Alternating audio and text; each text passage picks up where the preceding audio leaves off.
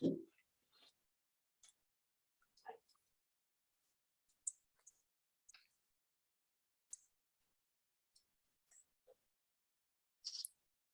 you hear me?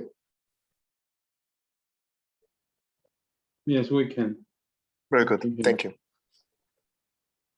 And for me also? It's fine. Thank you.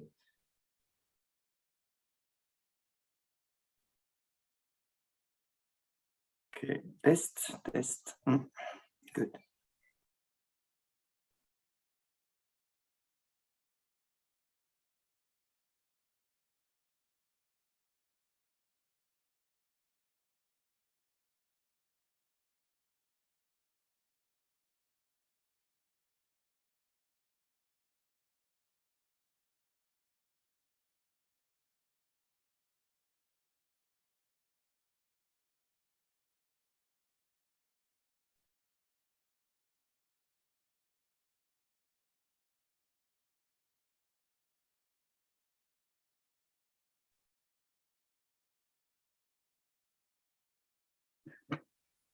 Good morning in Latin America and good afternoon from Paris.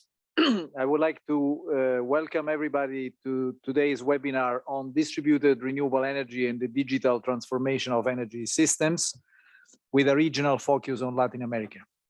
I'm Paolo Franco. I'm the head of the Renewable Energy Division at the IEA, and it's a real pleasure to open this interesting discussion on how digitalization can optimize the deployment of distributed energy resources across the region. And maybe let me just start from this with only one slide from my part, do not worry, about the importance of distributed renewables and in particular distributed solar PV, which is the most advanced and the most deployed in the world in the cumulative capacities and in the world scenario. On the left, you can see that in terms of cumulative capacities installed, distributed PV is roughly almost 50% of total solar PV installed in the world, which is an important fraction, of course, of total renewables, which is still dominated by hydropower. But what is maybe even more interesting is on the right, the growth and the role, the relative role of distributed PV is increasing over time. In the last 4 or 5 years, almost 50% of total renewable growth is from PV, and actually is even increasing in most recent years. And of that, there is an increasing portion of distributed PV, the yellow part.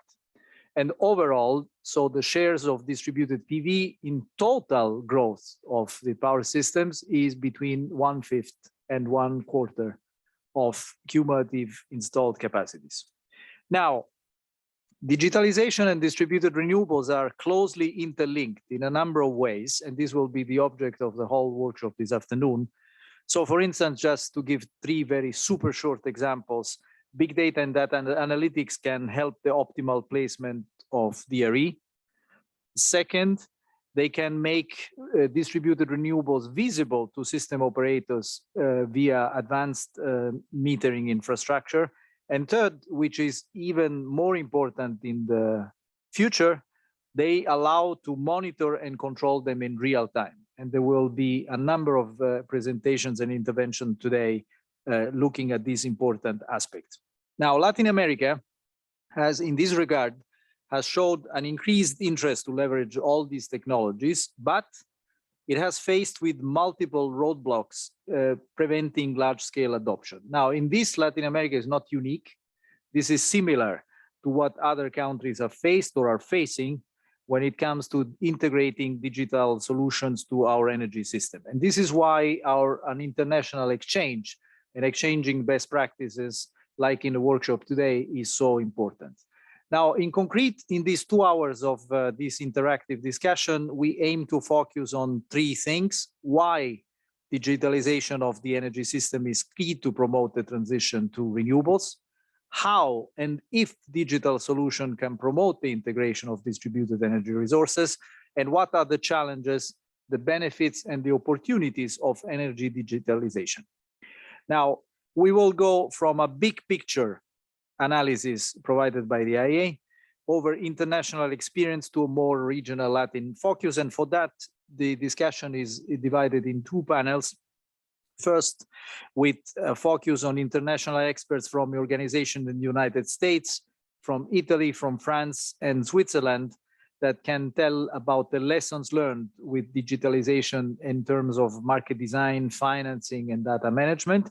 And the second panel will be more focused on Latin America specific issues, where experience and future plans will be shared and discussed between country regulators of Brazil, Chile, Argentina, and Colombia. But before we go to the panel, let me give the floor to my colleague and senior analyst at the Renewable Energy Division, Hemi Bahar, who will provide, to set the scene, a state-of-the-art analysis on distributed renewables. Hemi, the floor is yours. Thank you. Thank you very much, Paolo. So I would like to give a bit of a perspective on Latin America, how distributed PV is doing compared to other technologies. So, sorry.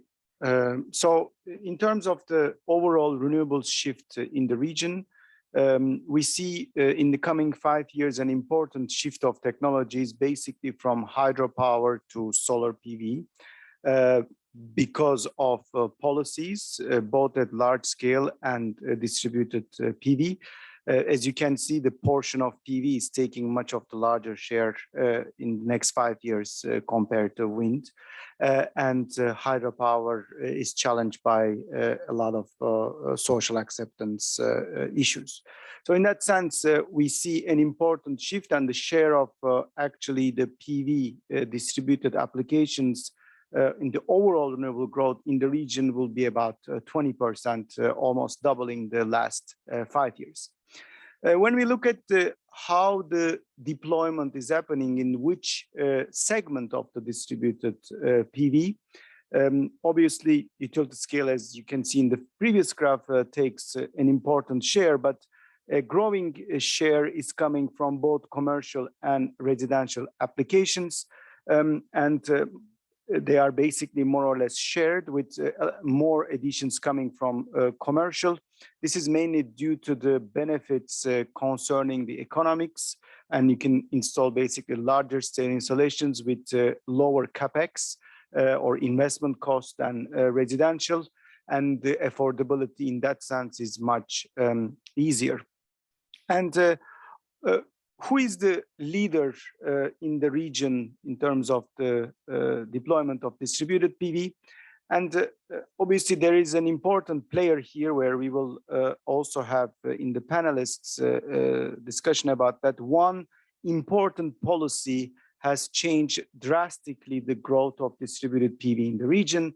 And this is obviously is visible in the figure. It's Brazil and net metering, which is phasing out in the coming years. But as you can see, the big jump in the region is coming from Brazil. And the decline also in the region in the coming years of volatile additions is also due to the phase out of net metering in 2023, 2024 in Brazil. If you remove Brazil from this figure, there is a stable and slightly growing trend in the rest of Latin America. But overall, I will say that the deployment in the region remains nascent. So it's a good opportunity to implement the right policies in the beginning to promote digitalization, but also to create policies that are system friendly. And I would like to finish with the policy discussion, because policies really matter. I'm sure the colleagues from Brazil will touch upon this multiple times. There is an important types of policies that are implemented. You are familiar with all of those below from your region, because it's a well distributed in terms of the policy model. But we see an important shift also in multiple regions towards classical net metering scheme or buy-all-sell-all schemes, which is basically the feed-in tariff, to more real-time self-consumption models. We call it at the IA, which means that there is a real-time accounting for energy that is going out of your distributed PV system and the way that you buy energy from the grid. And In Latin America, most of the countries, in terms of the deployment, not number of countries, I would like to highlight this because of the Brazil's net metering, currently in the future will come from net metering schemes. But when we look at beyond 2024, 2025, probably this picture will change drastically. And my colleagues will touch upon these issues on system integration and digitalization and how they are related to this in the coming presentations and throughout the discussion. And on this note, I'd like to give the floor to my colleague Pauline to continue with the digitalization part. Thank you. Thanks, Hemi. So as we've seen, we've increased renewable power and especially increased solar power. The way the network are operated changes. We go from a pre-digital energy system that were defined by unidirectional flows with power plants at transmission level and consumer more at distribution level, to a system where energy flows can happen in every direction. But to help us tackle these issues, we have, as Paulo Frankel mentioned, the help of digitalized system, which will help us to monitor, to optimize, monitor, and control the grid and the distributed resources, monitoring through sensors, through smart meters, which means that the distribution grid stops being a fully blind spot, and control, which enables, for instance, to tackle flexibility from distributed resources, and therefore to help balance the system and eliminate congestions. Let's have a look at a few examples, and since that these are a few examples among many others. Modeling show, for instance, that real-time communication through smart meters or other device can lower peak demand in buildings by up to 8.9%. On more the network side, we know that advanced digitalized weather forecasting can reduce curtailment of wind generation by 10%, according to IRENA, thanks to better network management. In the US, the EIA showed that demand response program could save from 1 to 4% in peak demand across a balancing authority. And one last example that I'd like to look, which is from the IEA, by 2030, enabling 55% of the world's EV chargers capacity for V2 grid, which means that the battery can both withdraw for the network and inject in the network, would supply about 600 gigawatt of peak demand. And as I mentioned, these are only a few examples on many more, among many more technologies that could help tackle these questions of local peak of distributed resources. If we go from example to bigger picture, here you see what demand response currently supply in the, to the system, which is around 50 gigawatt. And on the right side, you see what it will supply in a net zero scenario. So the increase is almost tenfold. And not only it increases in absolute number, but it also increases in the share of the total flexibility it supplies. That's the red spot. So as you see, for demand response and distributed flexibility, there are both very strong need as renewable resources increase, but also capabilities. And here you see that we accept almost half of this flexibility to come from buildings. Another reason why we are optimistic on capabilities is that investment in digital efficiency are on an upward trajectory, as you see from this graph, and also that which shows the global venture capital investment in efficiency startup. And what you will see is that a large share of it is taken by business that are related to flexibility, such as distributed energy resource and grid management, or charging as a service. So in all this, we see that there is a trend toward better use of digital capabilities to help improve renewable integration into the grid. but there is still more to be done. And now I leave the floor to my colleague and Enrique Gutierrez to show you that.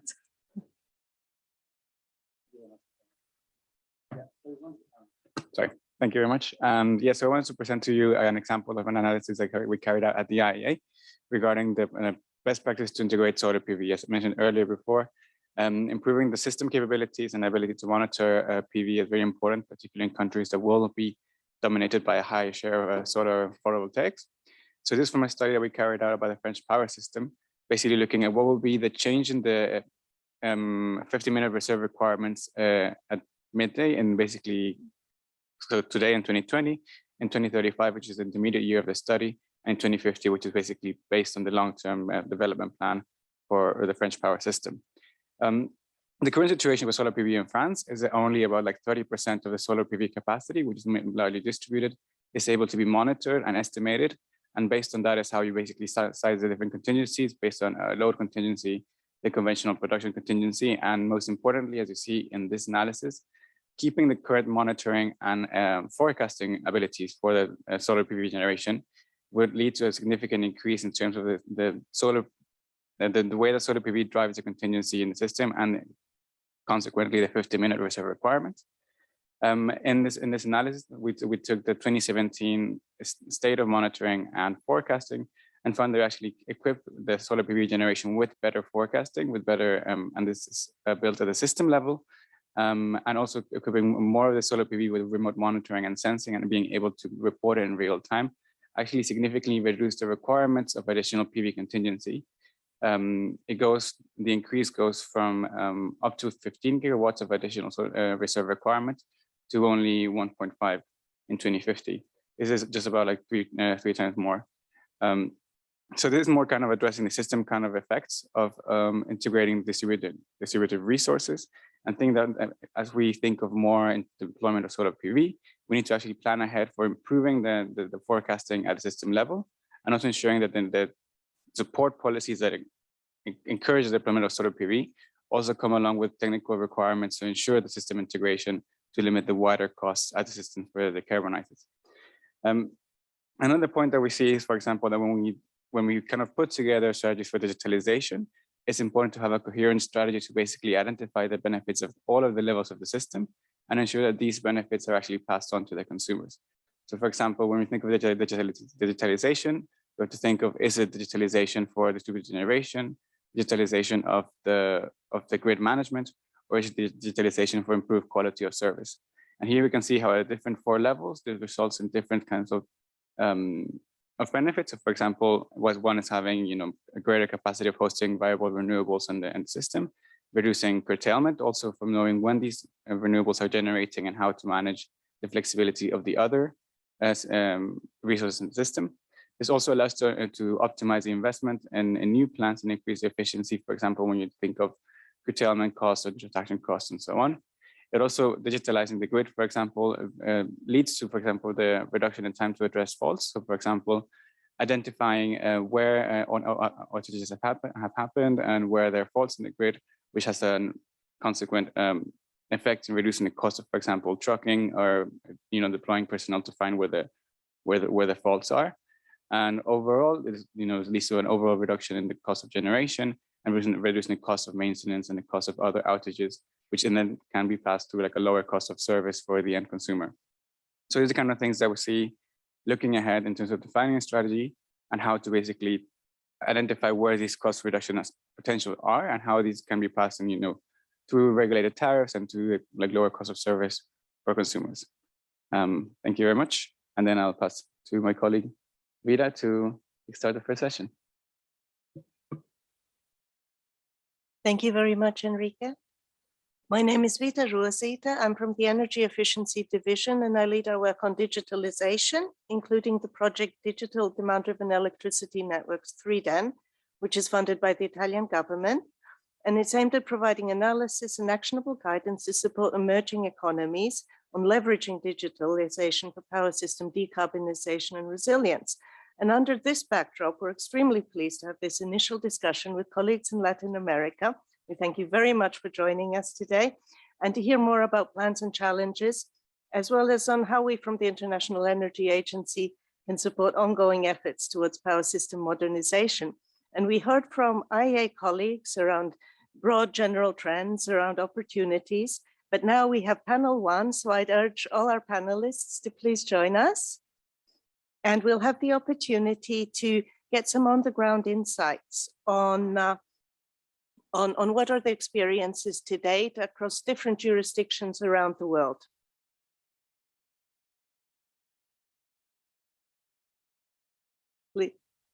Excellent. Thank you so much for joining us today. So as I was saying, we have a fantastic round of participants that will share different perspectives and different insights. So I would like to start off this discussion by inviting my colleague Daniel Munier, chairman of the IEA Technology Collaboration Program on Photovoltaic Power Systems and Solar Entrepreneur, to give us some insights on where is research taking us, what are some of the opportunities, but not least, what are some of the lessons learned from on-the-ground implementation. I know Daniel is joining us from a project on site and has luckily found some opportunities to share his expertise with us. Please, Daniel, the floor is yours. Thank you, Vida. Thanks all. I'm very honored. So yes, I'm speaking on behalf of the IEA PVPS program, and you will see that it's one program among IEA about photovoltaics, grouping 32 members from 27 countries.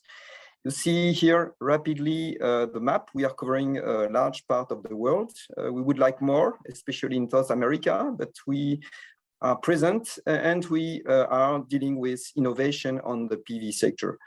And of course, I will mix with my personal feedback about PV and self-consumption and digitalization. And you will see that at the moment, especially in Europe, we have a big momentum on PV, and I will explain you why. First, setting the scene, you can see that PV is a booming sector. It was already mentioned by Paulo Frankel in the beginning, even during the COVID period. And then what is more interesting is worldwide, and it's taken from our flagship report called Snapshot. There is a big rooftop market momentum as well. So we see increasing this share of rooftop among the PV production worldwide. Saying that, as I told you, in Europe, we have a fantastic, very brand new initiative called Repower EU, especially focusing on rooftop PV. And I think it's really of interest to describe you it shortly. There is a big potential in Europe. You can see 25% of electricity consumption thanks to rooftop PV. Target of important increase from even 40 to 45%. It was newly updated. And there is an ambition to, for example, first measure to limit the length of permitting for rooftop solar installations. So that's a first measure, which is really of interest as a benchmark for deploying self-consumption in a good way. And second is to make all new buildings solar ready. To be a little bit more explicit about it, this mandate would be to have all new buildings and commercial buildings with a significant area mandatory with PV by 2026, all existing buildings mandatory by 2027, and all residential new buildings by 2029.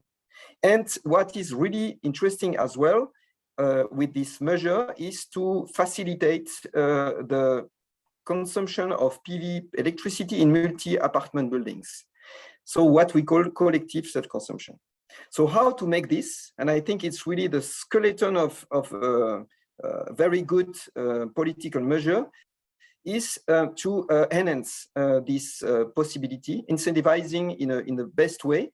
And I wanted just in these few minutes to give you a very practical example taken from a French agro-food SME, a cheesemaker I'm working with, is to really surf on their energy bill multiplied by 3 situation, which is the short-term trigger. Then they had a recent rooftop building extension last year, and they had the intelligence to include a PV roof. What we face in France, it's this real incentivizing measure for individual self-consumption. Each extra kilowatt hours fed in out of self-consumption is paid at 100 euro per megawatt hours on 20 years. But it's a real-time self-consumption. So it's really the production which is counted. And last but not least, and it's linked to our digital topic today, it's possible because there is an adapted infrastructure. We have a Linky, which is our smart meter in France, which is capable to count all of these flux between consumption and production. And last but not least, in this SME, there is a strong interest in developing such a technology because it's compliant with their 2030 compulsory target to decrease energy consumption by 30% by 2030. So, major takeaways: mixing mandates, incentives, and market opportunities is really the winner. Renewable energy targets, economical benefits, and then to make achievable mandates, because always you have to deal with both. And profiting from the digital enhancer, smart metering, smart inverters, the converters between production and the net, battery storage and grid management tools. And last but not least, facilitating multiple use of solar. We will probably maybe say more in the future minutes. It has to be taken as energy efficiency measure. For example, coupling roof insulation improvement plus PV, or infrastructural investment, car shading plus PV. That's really are the best, let's say, winners when we deal with this. So thanks a lot, and I'm very happy to take part to this discussion. Thank you so much, Daniel, and thank you for highlighting the increasing urgency that we're seeing, both in terms of climate change and the growing climate crisis, but also the escalating energy security crisis and the need for power system stability, and how it is increasingly important to be able to leverage the most from all the assets going forward, as well as to explore how we can combine different technologies and different approaches to get the most efficient energy systems going forward. And here digitalization plays a crucial role. And so now I'd like to invite Rita Mota. She's the chair of the Retail Market Design Working Group from Eurelectric, which is the Federation of the European electricity industry. And she'll give us some insights around the different stages of moving towards more distributed systems and leveraging demand side flexibility, as well as highlighting some of the market and regulatory innovations that are needed. Thank you, Rita. The floor is yours. Thank you very much. So good afternoon or good morning, everyone, depending on where you're watching this. So this part of demand side flexibility is a topic that is already in the European agenda for energy policies within the Clean Energy Package, and now with the new Fit for 55. And more recently, as Daniel said, also with the strong emphasis with this Repower EU communication. And there is also a discussion going on a new network code, just explicitly on this more distributed flexibility. So at Eurelectric, we are working on this for a few years already. And last year, we published a report on market-based procurement of flexibility with lessons learned from different countries in Europe, namely Flexible Power and Piccolo from the UK, GoPax from the Netherlands, Enedis Marketplace from France, and the Enera project in Germany. And we also looked at other use cases, one of which I think Mena will be talking in a few minutes. So we have identified 6 main overarching principles for this. So the first one is transparency for market parties across the overall process. The second one is data visibility. We need data to be visible, free, and easily accessible and machine readable. The third point here would be coordination among neighboring system operators and also between market processes, for instance, between congestion management and balancing. The fourth principle would be value stacking. So to be able to provide multiple services in multiple markets and access those different revenue streams, which will also improve the business case and allow to deploy this kind of adoption of concepts. The fifth principle would be incentives. For system operators to procure this kind of flexibility, the remuneration schemes must be improved to incentivize the use of the most cost-efficient solutions and to avoid the investment-only bias that we had recently. And the final principle for this would be that all of these must be technologically neutral. And we came out with a framework with 5 phases in the procurement for distributed flexibility. So number 1 would be the preparatory phase. And this includes the identification by system operators of their needs to solve or prevent congestion. It also includes the product definition and the pre-qualification. And this should be based on at least national economic assessment methodology to challenge the best solutions and assess the most cost-efficient ones, so that the DSO can publish their flexibility needs and the market may react to that. And either with capacity, energy, or a combination of both products, there should be at least some harmonization of the product attributes to allow for the deployment of these markets. Regarding pre-qualification, this would also be an important topic because that would also allow for the market to improve. So there should be at least somehow standardizing in this pre-qualification. Now, the second phase for this process would be the forecasting and planning phase. And by this, I mean the forecast modeling of grid utilization, allowing to identify risks for congestion.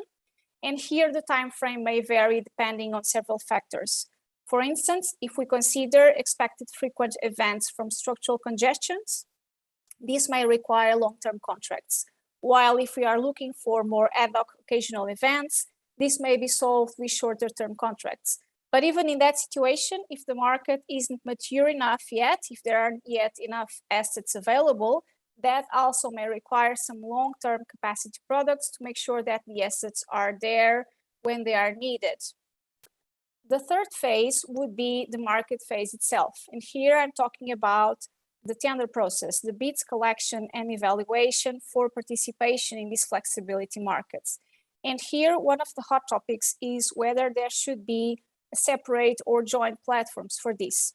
And though it might be prudent to allow for separate platforms to kickstart these kind of markets, we think that the target should be to have a single platform for both DSOs and TSOs to manage congestion, allowing for a single entry point for market participants with gains in liquidity and also enhanced coordination between the system operators.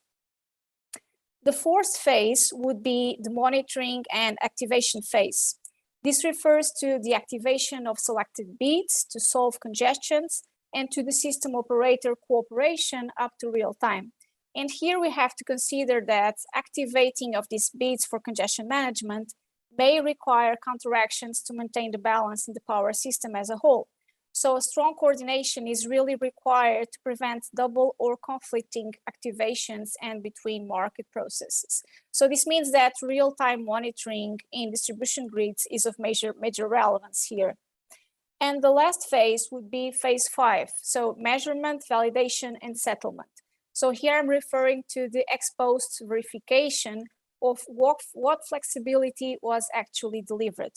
And to be able to validate, we need to rely on data that shows us what happened in reality through main meters. And it was already mentioned the importance of smart meter deployment here, but also considering, for instance, the option of certified sub-meters under circumstances.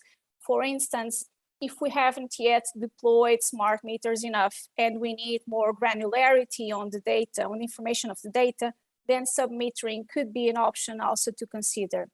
And of course, metered data must be compared against something that allows to distinguish changes in what would be the normal pattern if no instruction was issued.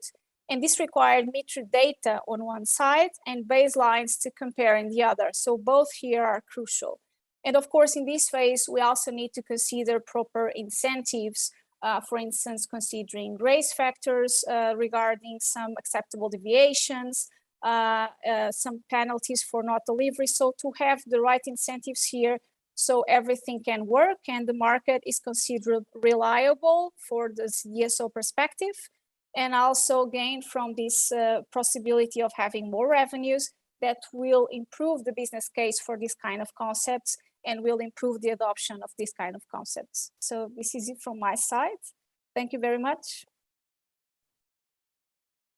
Thank you so much, Rita, and thank you for providing us with this extremely useful phased approach. And as we all know, electricity markets differ very much around the world, but there are still some fundamental activities that can be identified that can be useful irrespective of where you are with your power systems, your trajectory towards modernization. So thank you so much, Rita.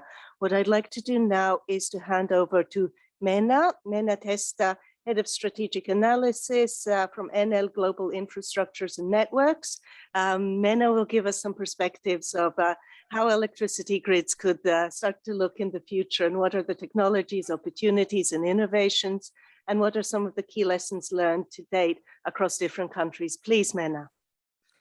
Thank you very much, Vida, and hi, everybody.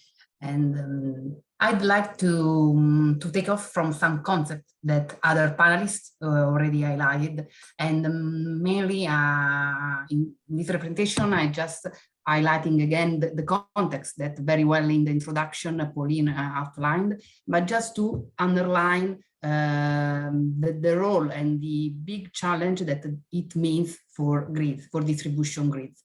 So 2 points I want to focus on in this short time. The higher complexity that distributors are going to challenge in the electrical system, and digitalization and innovation as key to manage with this complexity, and the new focus on the role of DSO, of course, with the potential increase of flexibility solution in the way that Rita very well explained just before me.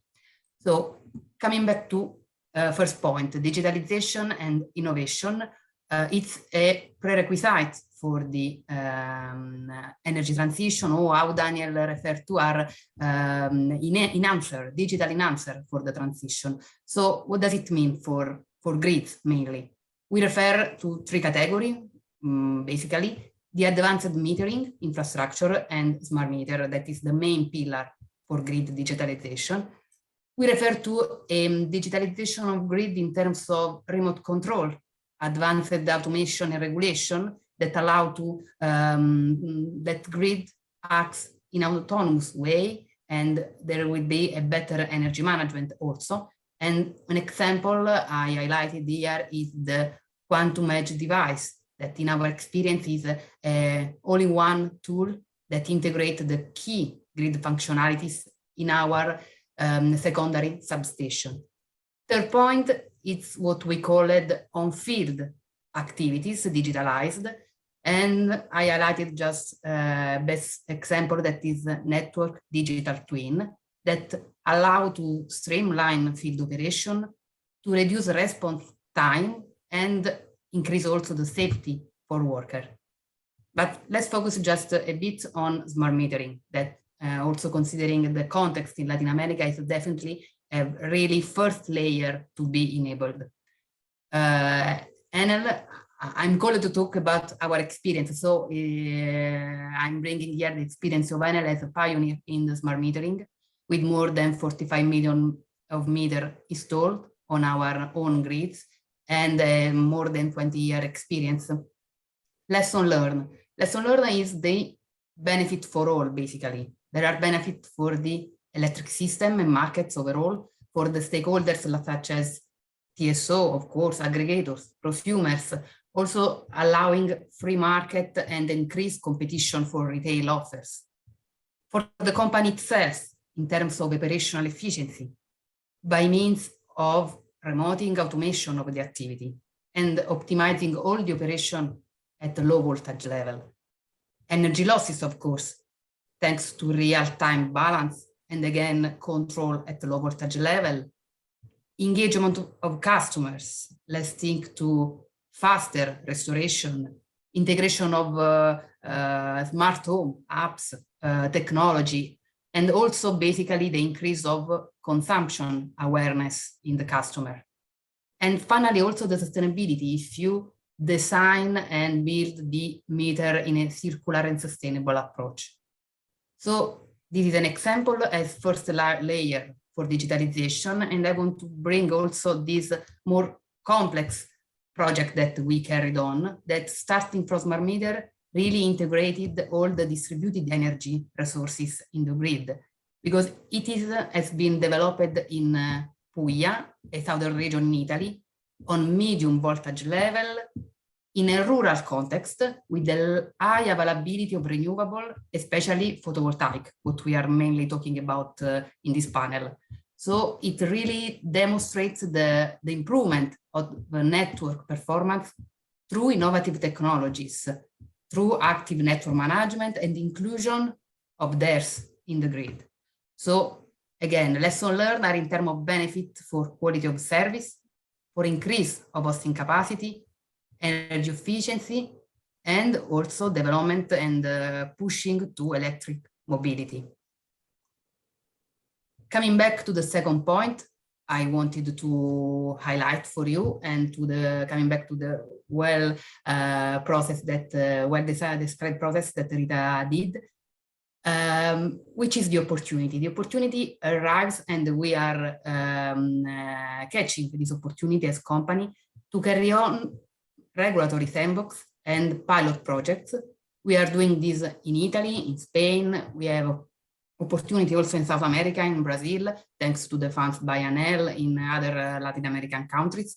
And just to highlight a couple of these projects, we have EDGE in Italy that is based on the new delibera by the National Regulatory Authority pushing for a regulatory sandbox, and Coordinate in Spain, that is the most famous probably, financed by European funds, that really relied on what Rita said of cooperation between TSO, DSO, and testing the possibility for flexibility system. Which is the lesson learned in this case?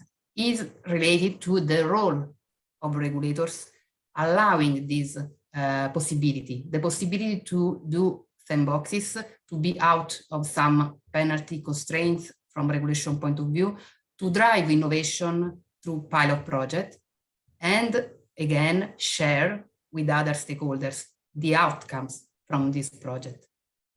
Second experience I want to bring on the table is from Flexibility Lab. It's a new concept of a lab that Enel launched.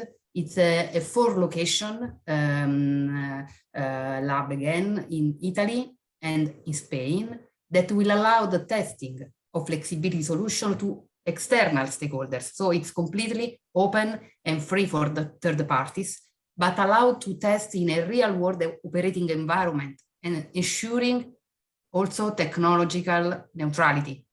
So lesson learned also in this case, it's with this kind of initiative, you can foster the multi-stakeholder collaboration, you can enhance the contribution and diffusion of grid-connected DERs, distributed energy resources, supporting also the target of decarbonization, the roadmap to net zero, the electrification that we saw in our setting the scene introduction. So again, this is exactly what we can bring as a personal experience of my company on open approach. That is always a winning strategy, and we are really adopting at any level of implementation. I hope to stay in my 5 minutes, Vida, and I'm completely free, available for questions. Thank you very much. Thank you so much, Mena, and thank you so much for really highlighting and bringing home the increased complexity that we will see in future power systems, and how going forward we cannot manage to control these using our traditional analog tools, and then we need new innovative approaches, and also for highlighting some of the lessons learned. It's at a stage where many countries have implemented a wide range of projects and have gained some experiences, and there's a great value in organizing opportunities to share these experiences and enabling other countries to not make the same mistakes and to build upon the good results that have already been achieved elsewhere. So with that, I'd like to hand over to Matthias Gallus. He is the head of the Digital Innovation Office from the Swiss Federal Office. And he'll share with us some insights and experiences around designing policies and frameworks to enable power system digitalization and how to leverage the full value of distributed energy resources, as well as mention some of the measures that are needed to be addressed to counteract possible risks. So please, Matthias. Thank you very much. Thank you very much for this nice introduction, and also a warm welcome from sunny Switzerland, in fact. So summer started here as well. Digitalization and regulation, you might think that's not necessarily goes along together, but as we all know, it's not completely true. Policies can push forward the digitalization in energy systems, in electricity markets and beyond, especially because we are working always at the interface between a natural monopoly, which is the grid, and competitive markets. So as has been said before, when we talk about digitalization or using digitalization for the integration and expansion of renewable energy sources, one main area is sensoring, measuring. Smart meters have been already well presented here, and we have seen that this was really policy-wise a great push for digitalization in the field, in the electricity or in the energy system.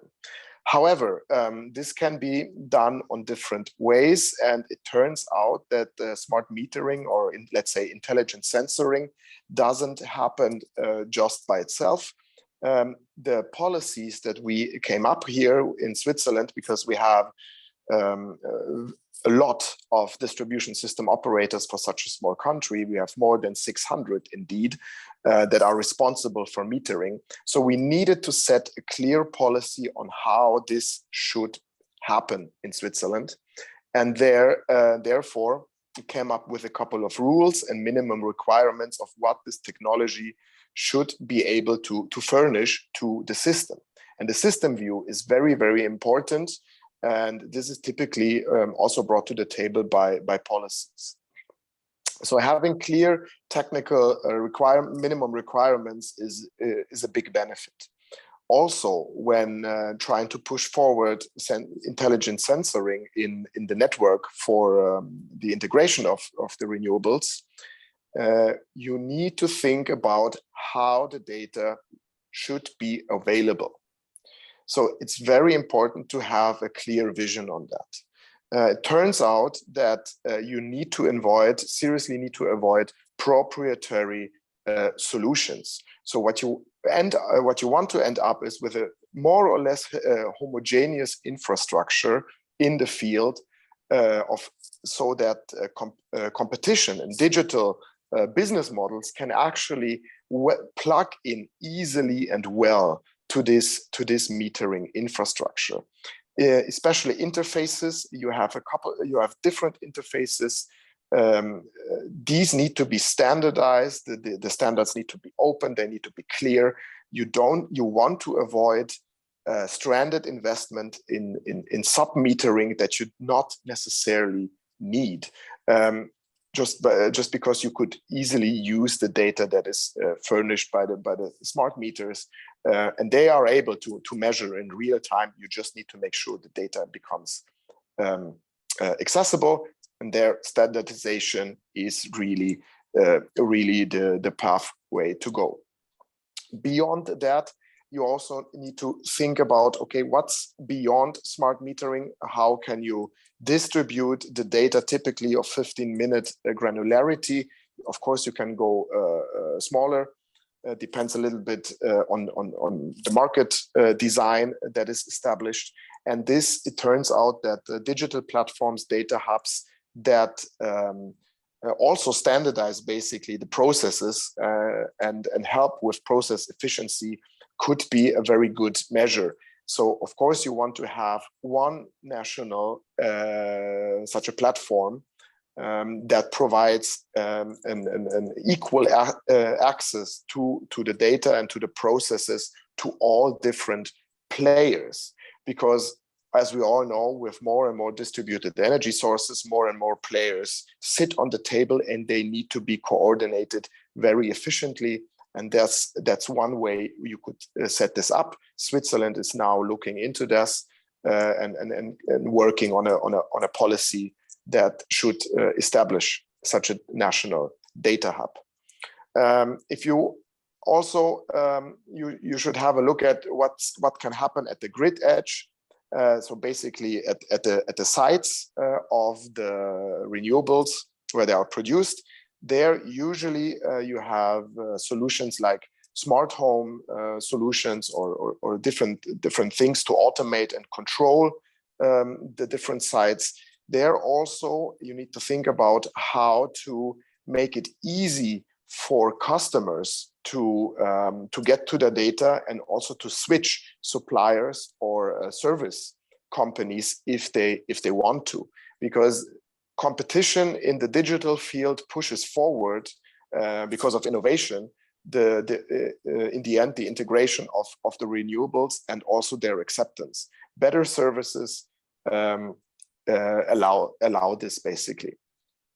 From a system point of view, especially when the market for renewables is still nascent, as we have seen before in the slides well provided by the IEA, you have a very good starting point in setting up national registries in order to know where the production sites are, where they are, how are they designed, by power capacity and so forth.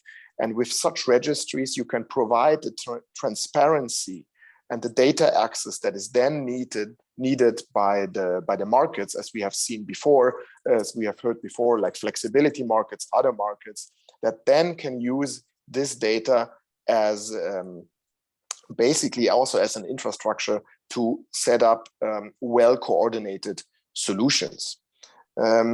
If, of course, it is also about acceptance of these kind of solutions, digital solutions you might want to think about.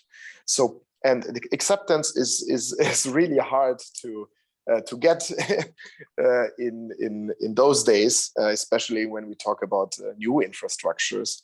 And this can be done, for instance, when openly analyzing and talking about privacy issues, but also countermeasures. We have done that before during the smart meter rollout in Switzerland.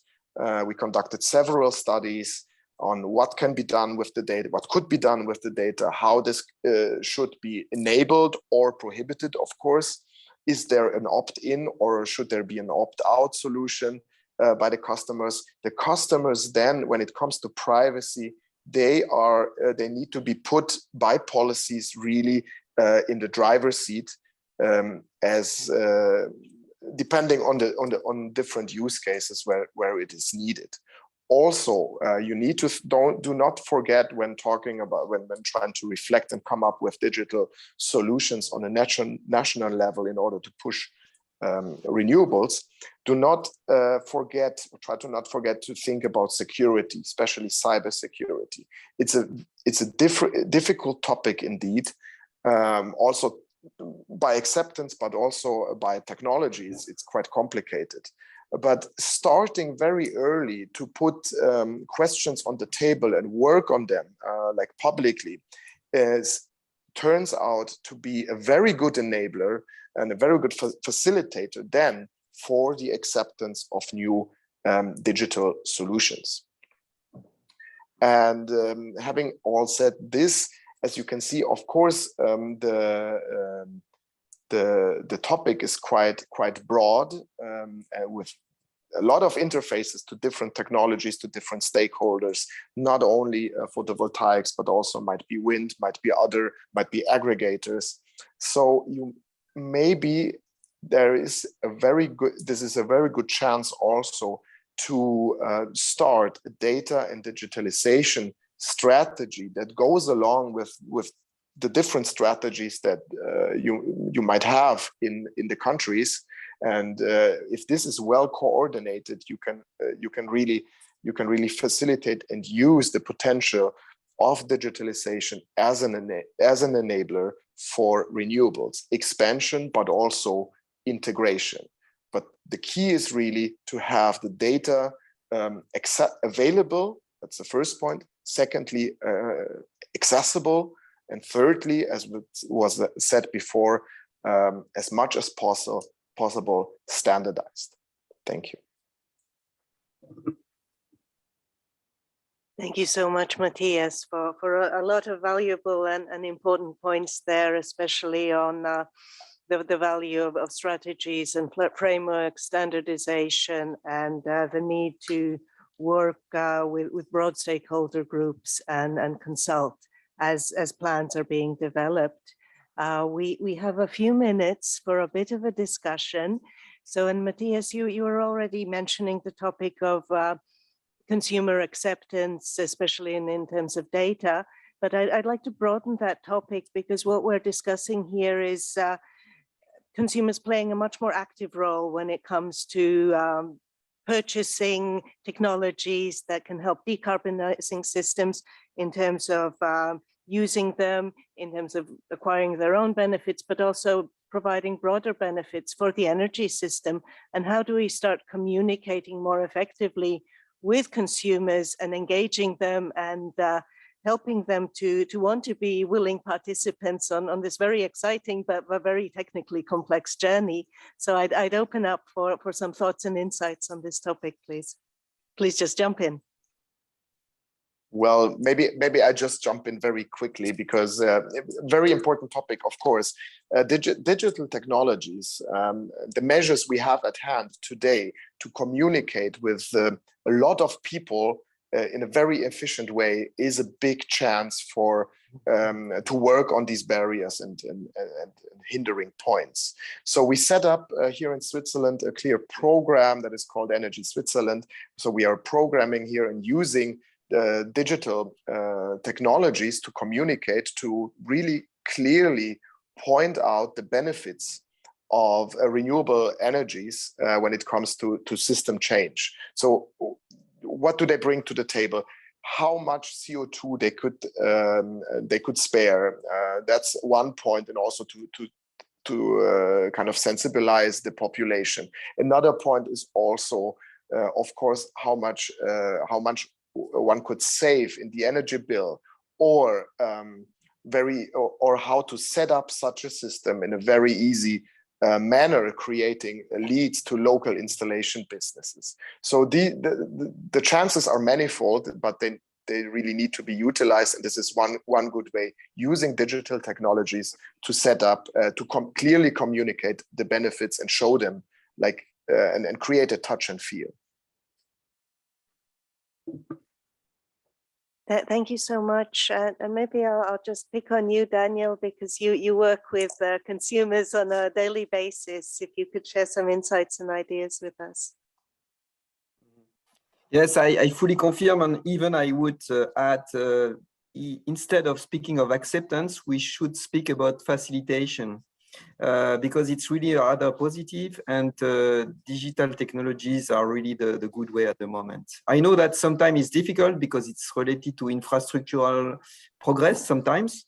An area must be equipped, it takes time. Sometimes there are reluctance on it, but as soon as it's done, the benefits are huge. And especially nowadays, when saved energy is costing a lot, and people can see really the share of what they produce, which is used, it's changing the paradigm fully. It's really extremely efficient. It can go very fast as soon as the tools are installed. And then, as I explained, it can really become somehow mandatory, but it will be simply naturally accepted and even enhanced. So that's really the heart of this game changer at the moment with digital and PV, I would say. Excellent. Thank you so much, Daniel, for those valuable insights. I was wondering, Rita, from your broad insights on the different projects that have been implemented across Europe, what works and what doesn't when it comes to consumer engagement and facilitation? Well, consumer engagement is definitely not an easy topic because member states are not all in the same situation in Europe. So you have member states where demand is already allowed to participate in some markets, and in those it's easier to bring them and to engage them in these new concepts because they are already used to participate in some markets. They already have this figure of aggregators that can help them navigate in these complex worlds. As you said, this world of the energy is really complex for consumers and they need help to navigate. So usually they rely on suppliers or other service providers that can help them with this. And we actually recently conducted a study with consumers last year and about this topic of engagement. And what we saw is that most consumers, at least at this moment, are more in this mode of connect and forget. So most consumers want to connect and not having to worry always about when should I switch this on or switch that off. They need to have this in a more automatized way. And so they need the help for suppliers and other aggregators to help them on this. And of course, it's also helpful if there is a business case for that. So that implies that there should be markets where the flexibility they have, the potential for flexibility they have is valued and recognized. So these kind of things need to be all together so everything works. First of all, there must be a market so that the consumer can see some benefit for him. And then there must be someone also helping with this kind of automation situations to help the consumer to really be able to react to price signals without always having to be worried about it, because otherwise it doesn't work. So another topic here that is relevant is that we still have a high level of digital illiteracy. So that's another concerning thing that may also be a challenge for consumers to be able or not to participate. So some consumers are a bit more vulnerable in that sense because they don't have the tools to be able to participate in this kind of markets. And another point that is also relevant is that not all consumers have access to this kind of technologies, because if you consider some consumers are in situations of energy poverty, they may not be able to invest in this kind of technologies, such as solar PV for rooftop, for self-consumption, or some batteries, and even if complemented with other measures for energy efficiency. So for these kind of consumers, there is also other things needed, which is to provide support so those consumers won't be left out of this energy transition, because otherwise only a few consumers will be participating on this. So, but I fully much agree with one of the topics that was brought in by Matthew, which was about having this more standards and more interoperability, because that is also crucial to allow for the different markets to interplay within themselves.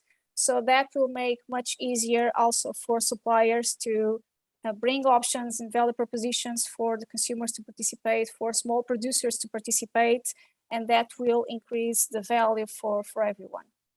Thank you.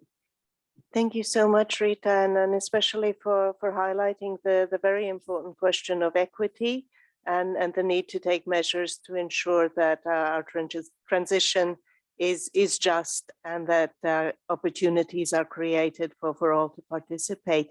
I'd like to call on Mena for some thoughts. I know in your intervention you already mentioned consumer engagement. If you'd elaborate some ideas for us. Yeah, sure, Vida. And I can connect also to, I can link to some points raised by other panelists. And I think that an important point is regarding the standardization and also dismantling some myths probably that are related to digitalization and cost. Especially, we mentioned that the issue is the higher price for intervention on grids. We know that investments are required, but we should always evaluate the overall benefit. So we know, for example, as far as regards my business, that the business is regulated and always a cost and benefit analysis is conducted, for example, for the massive deployment of smart meter. And so it's important that in this deployment, not only the short-term benefits have been highlighted, but also the broader impact on environment, on CO2, on reduction from manufacturing design to the dismissal of devices. And this is even more important when we talk about flexibility, as Rita mentioned later. So it's important to highlight the all value along the value chain of the impact on the grids. And again, make the customer at the center. So we used to talk in our model of grid futurability, we used to talk of participatory grids. That simply means that each stakeholder has his role, is in the center of the transition, and only with its active attitude, its active engagement can contribute to the transition. So I think that this is an important starting point to develop all the rest in terms of standardization, and again, dismantling some myths that stay in the attitude very often when we talk about digitalization. Thank you so much, Mena, and thank you particularly also for highlighting the need to think not only in terms of the short-term benefits, but the wider and more long-term benefits, and finding the opportunities, how you can bring these into calculations and decision-making. So with that, I'd like to thank all our panelists for sharing their insights, their experiences, for taking the time to join us today. I'm sure we'll get some further questions going further along. And now I'd like to very much hand over to my colleague Alejandro for the very exciting next panel, where we look forward to hearing the views and challenges and opportunities that are being faced by our colleagues in Latin America. Thank you very much.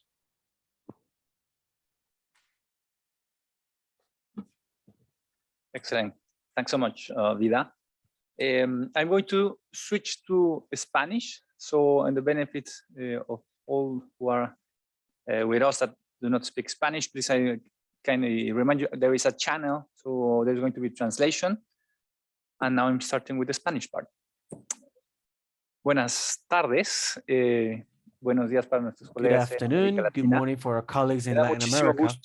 Estar el día de hoy, I am very pleased to be here trabajando para mi querida región. For my yo soy Alejandro beloved region. Soy I el am jefe de Alejandro la unidad Hernandez. I am the chief of integración de renovables y seguridad the eléctrica integration en of la Agencia renewable and Internacional electric de Energía. security unit in the International Energy Agency.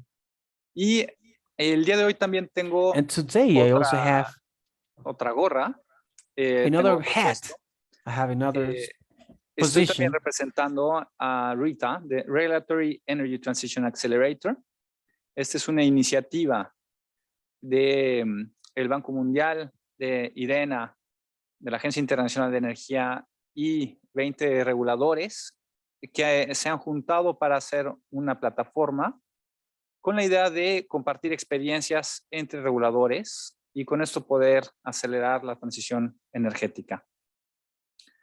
Y este evento es justamente el tipo de experiencias, el tipo de lugares en donde quisiéramos poder compartir todas nuestras experiencias, nuestras ideas con otros reguladores. Quisiera empezar primero vamos a empezar con una pequeña presentación de cada uno de nuestros colegas que nos acompañan el día de hoy.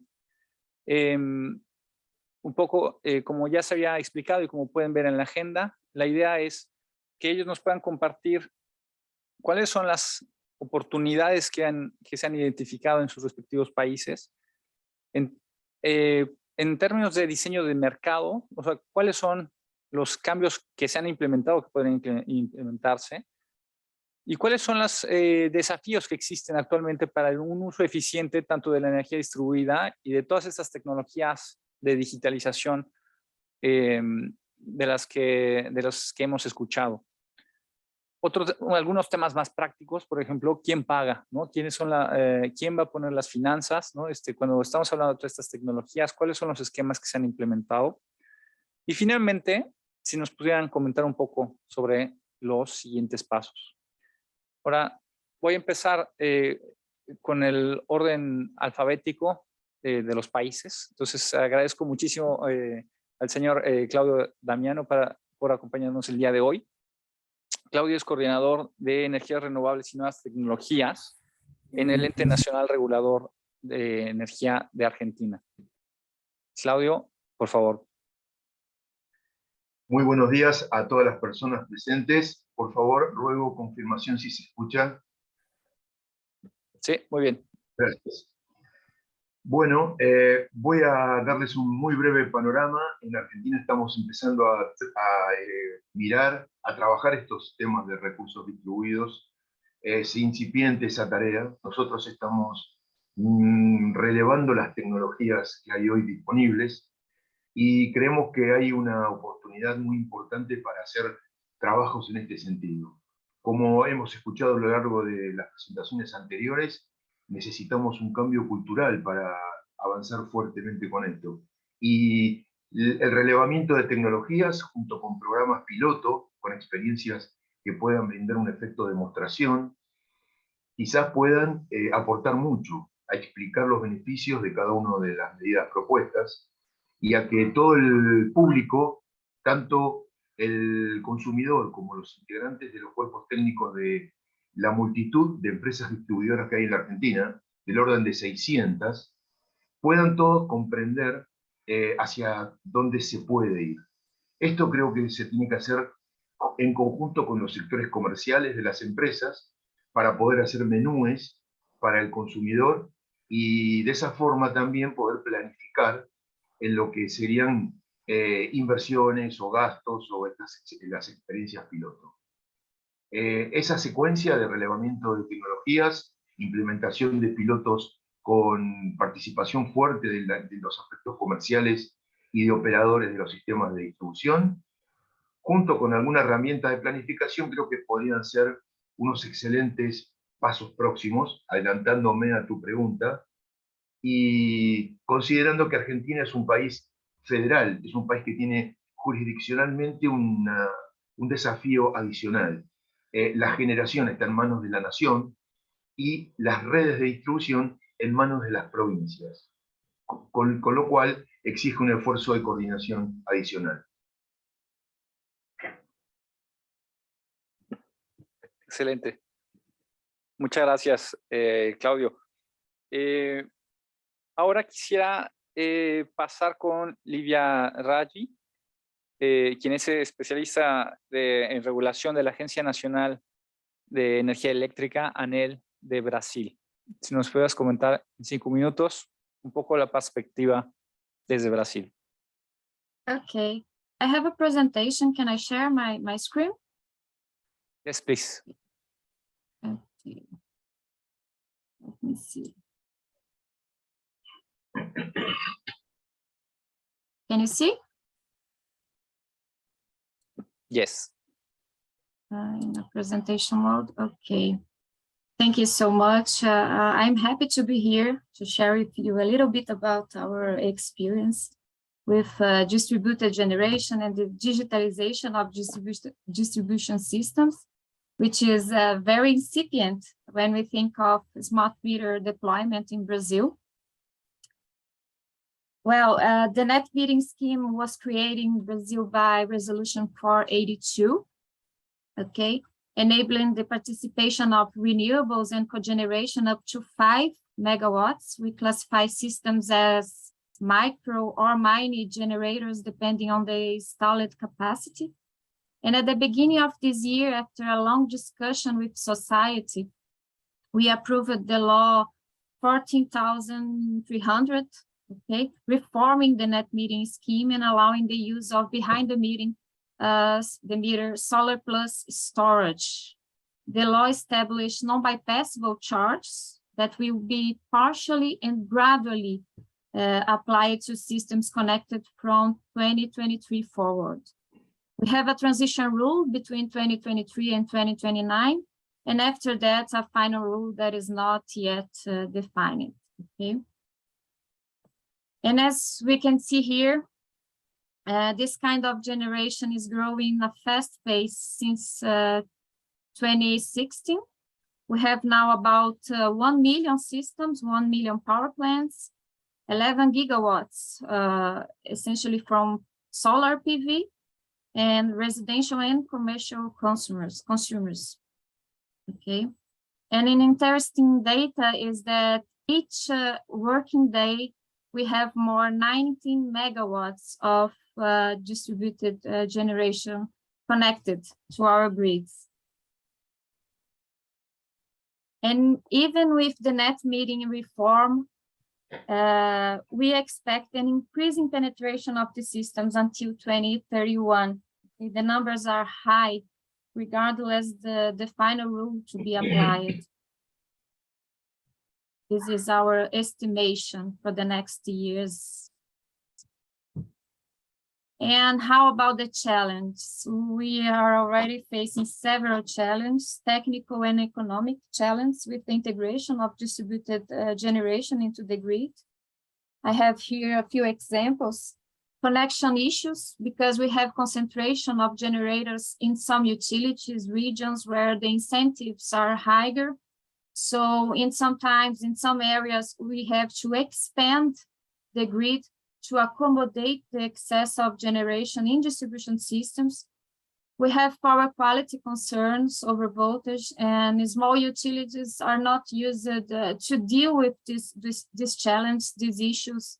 So this is a problem that we are facing. Operation and planning complexities, concerns regarding the anti-island protection. The transmission system operator is concerned about the risk of a mass disconnection of distributed generation when you have an event in the transmission level. So, and diversity of distribution systems configurations. And we do not have a single solution, because here in Brazil we have a diversity of distribution systems configurations. Also the lack of visibility of distributed generators installed inside consumers' premise. So the system operator and the system planner want to know the gross generation profile, the gross load profile, the location of this distributed generation, in which substation they are connected. And we only have the net values. We only have one aggregated value at the end of the month. So we have to estimate these profiles. We have a lack of visibility that we have to address. And also the volumetric tariff with behind the meter resource is still a problem, even with the net metering reform. So we have to revise our tariff structure, and we need advanced meters to apply these modern tariffs also. And how to address this challenge, what we are thinking about it. Well, we are going to test new tariffs by using sandbox. The utilities are incentivized to test new tariff structures and see how the consumers respond to these new tariffs. Also, smart meters. We have a concern about the smart meters. Here in Brazil, the deployment of smart meters are a decision from the utility. we have no public policy, we have no mandatory regulation from ANEEL. So the utilities have to do a cost-benefit analysis, which is so complex because the costs are concrete, they are easy to estimate, and they have a high impact on tariffs.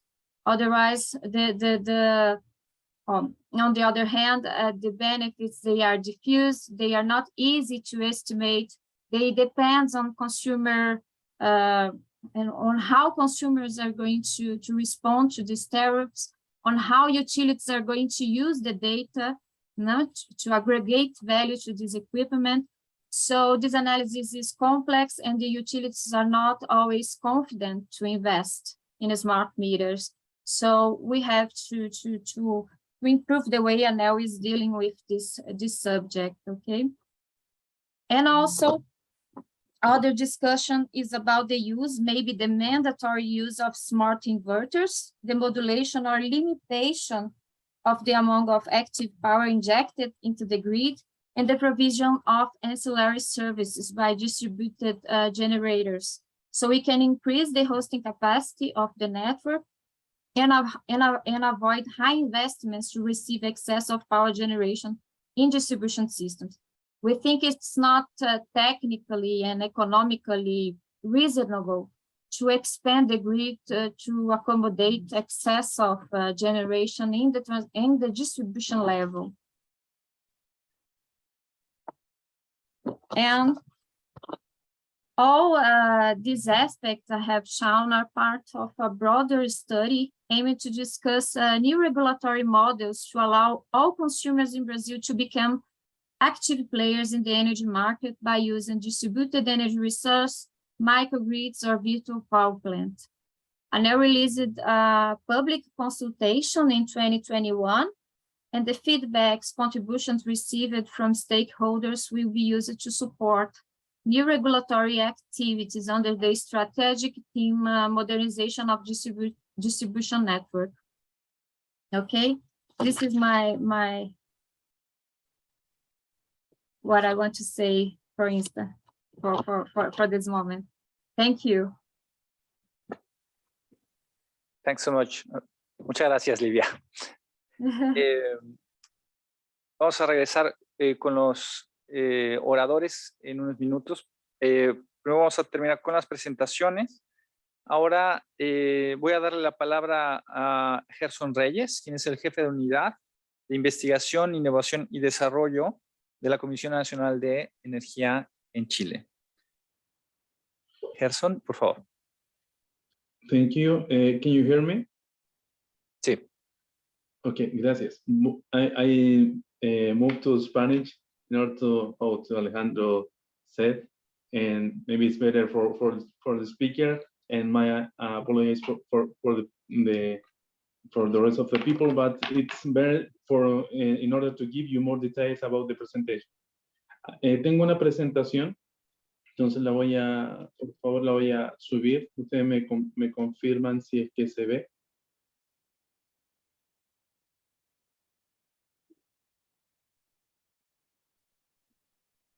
¿Se ve la presentación bien? Muy bien. Sí. Ok, gracias. Primero comentarles rápidamente acerca de todo lo que son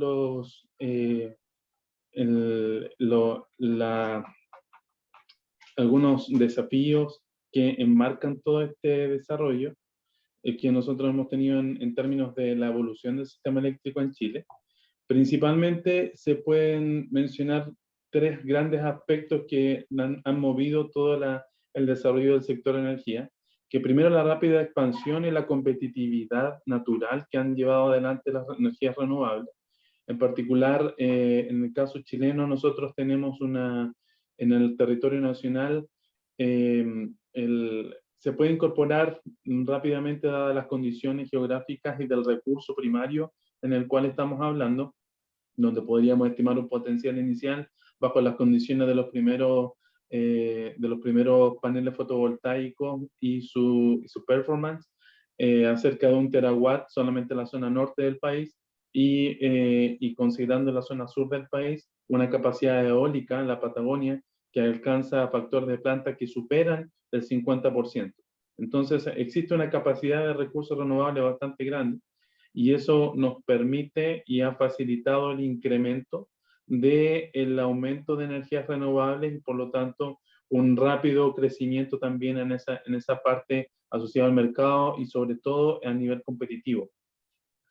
Otro gran aspecto es cómo se armoniza justamente el crecimiento y la expansión de estas fuentes de energía que pueden ser rápidamente expandidas y también cómo hay ciertos niveles de demanda, ciertos tipos de demanda que se incrementan rápidamente, como por ejemplo la electromovilidad, que en solamente a contar con unos meses puedes tener grandes centros de carga y por lo tanto no responde necesariamente a los tiempos de la expansión de la demanda y al mismo tiempo la expansión del sistema eléctrico, principalmente lo que implica transmisión.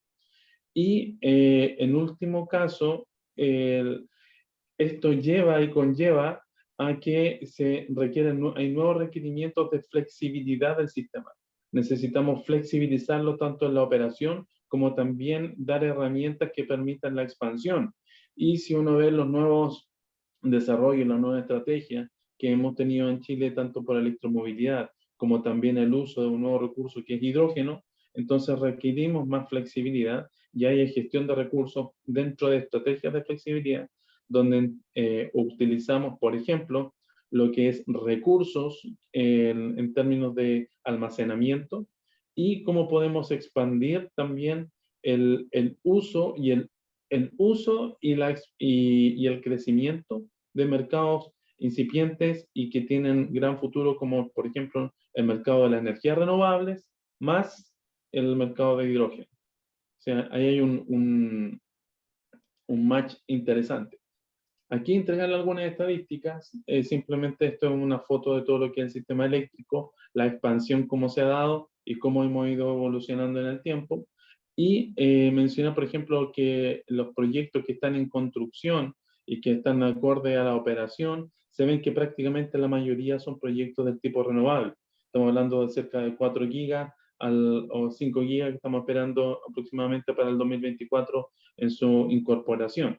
Aquí un poco en ese mix. Fuera de lo que son los grandes proyectos, también tenemos en términos de escalabilidad o de escala, proyectos grandes, como también proyectos de pequeña generación que los voy a mencionar a continuación.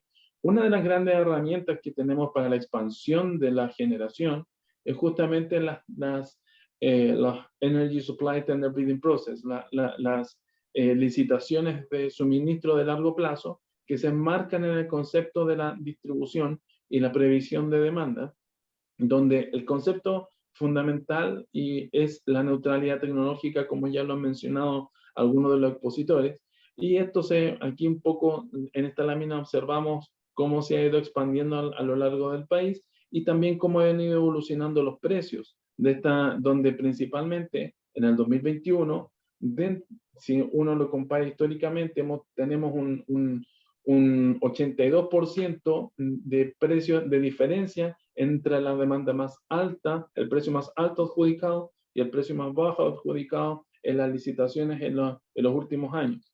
Alcanzamos precios muy competitivos y estos precios competitivos se radican principalmente en tecnologías renovables.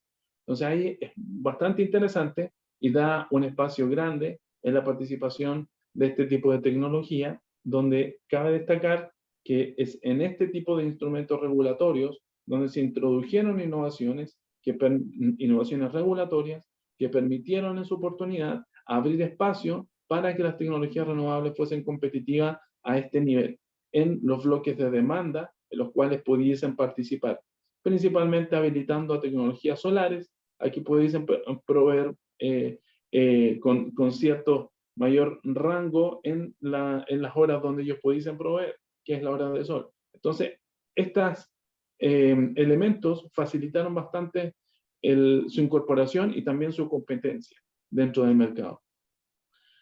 En términos de los pequeños medios de generación, donde hablamos de 9 megawatts hacia abajo, entonces ha habido un crecimiento desde el año 2016 a la fecha bastante relevante. Es decir, estos proyectos que son capaces de conectarse en distribución, hemos tenido a la fecha un incremento de casi 4 veces desde el año 2016 a la fecha.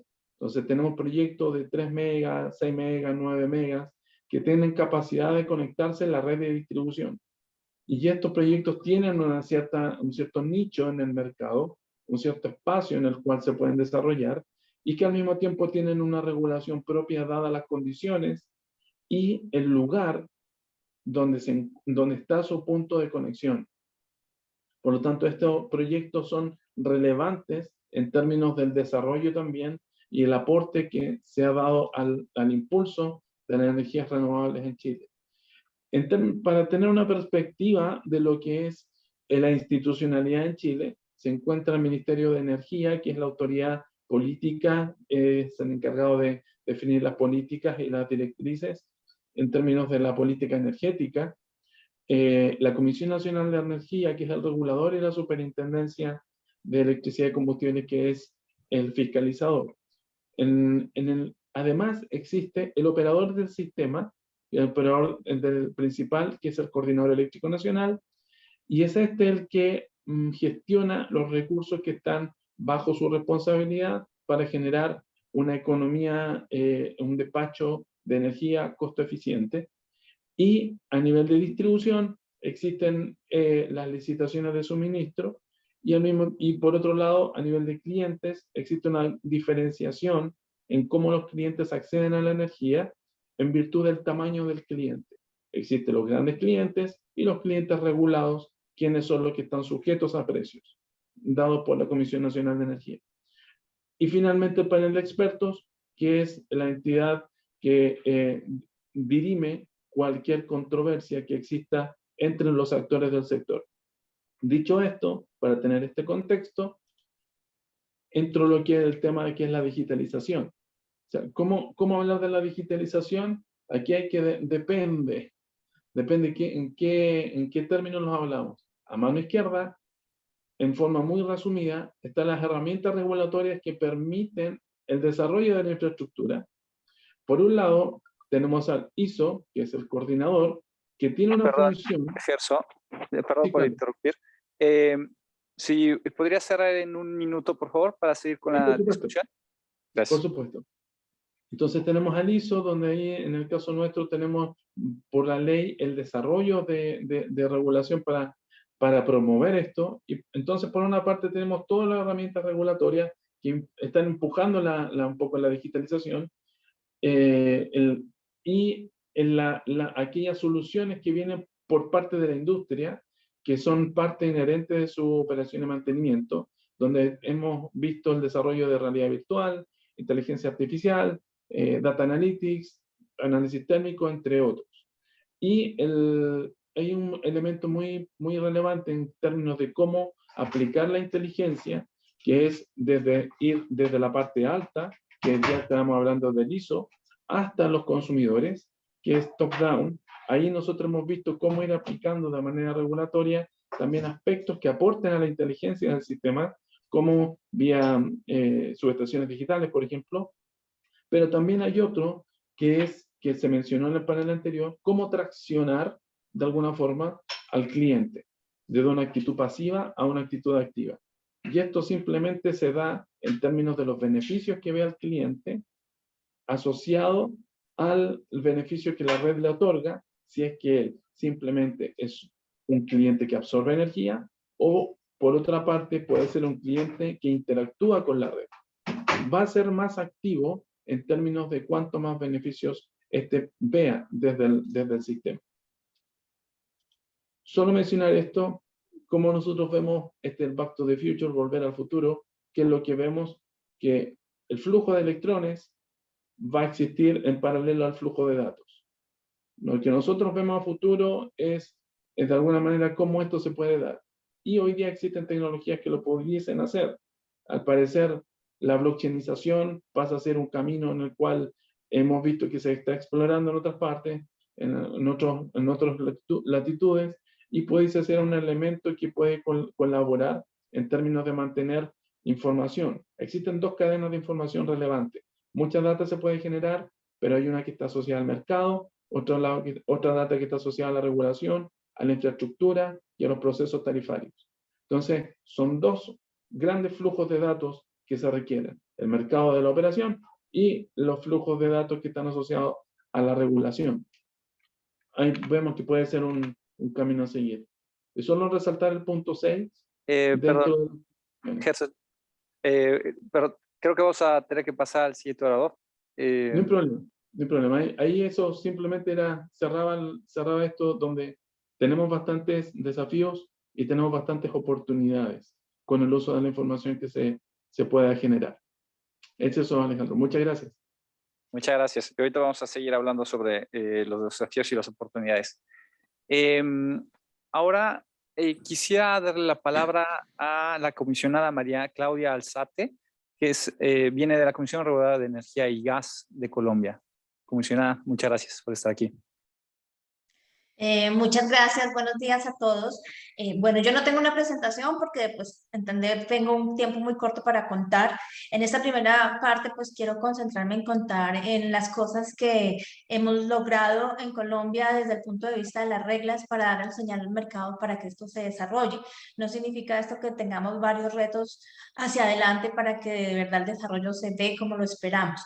Creo que importante comentar acá, hemos tomado una serie de acciones bien contundentes para que se dé el desarrollo de estos recursos distribuidos. En principio voy a comentar 3, si bien tengo una lista de 8, pero voy a comentar inicialmente 3 bastante, para mí, muy importantes, que es una señal muy clara. Una es: en el 2018 sacamos una nueva metodología de remuneración de las redes de distribución porque dijimos, si van a entrar recursos distribuidos, pues las redes tienen que estar en muy buenas condiciones para recibirlo, para operarlo y para que los usuarios puedan interactuar.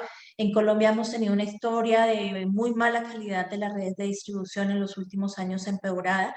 Entonces, en el 2018 se dio una regla en donde la señal para los operadores de redes, la inversión en las redes para su modernización, para su posibilidad de recibir toda esta serie de nuevas tecnologías y poder interactuar de manera contundente. Esa fue una modificación bien importante que se empezó a dar en ese momento.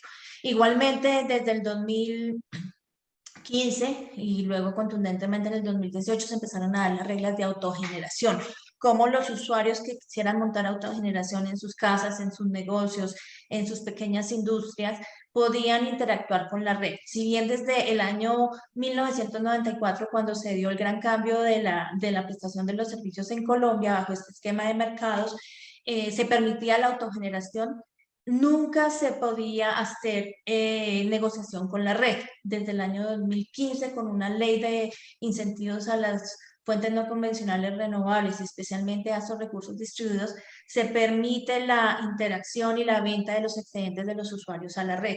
La regulación asociada a estas posibilidades, pues la adoptamos, y desde el 2018 sacamos reglas de autogeneración, especialmente para pequeña escala, en donde se daban incentivos bastante claros. Por ejemplo, los créditos de energía para la venta de excedentes.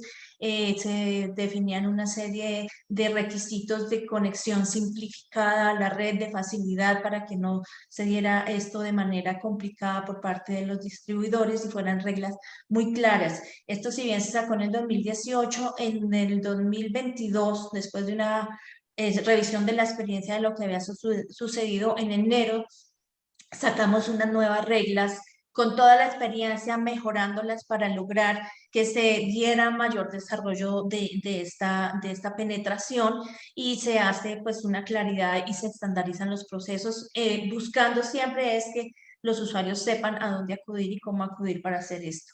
Se viene centralizando todas estas medidas de manera como dije, estandarizada en una ventanilla única que hacia futuro se va a poder lograr, buscando visualización permanente de la penetración de estas redes, que los usuarios puedan saber de todos sus procesos, que todos los posibles potenciales que les interese el tema, pues tengan la información donde pueda estar.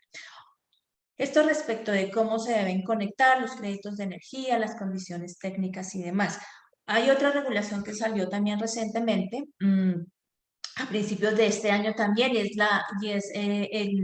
la implementación y el despliegue de programas para el montaje de la medición avanzada, la infraestructura de medición avanzada.